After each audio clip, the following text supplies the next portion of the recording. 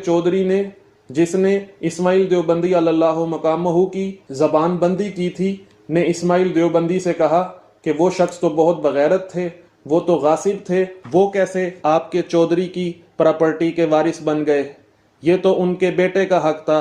तो सामीन, इस्माइल देवबंदी ने उस चौधरी को मज़ीद बताया कि उन्होंने उनको हक से ही महरूम नहीं कर दिया, बल्कि उनको मार कर वहाँ से निकाल दिया और ख़ुद ज़मीन पर काबिज़ हो गए। तो सामीन, चौधरी गुस्से में आ गया और उनको गालम गलोच करने लगा।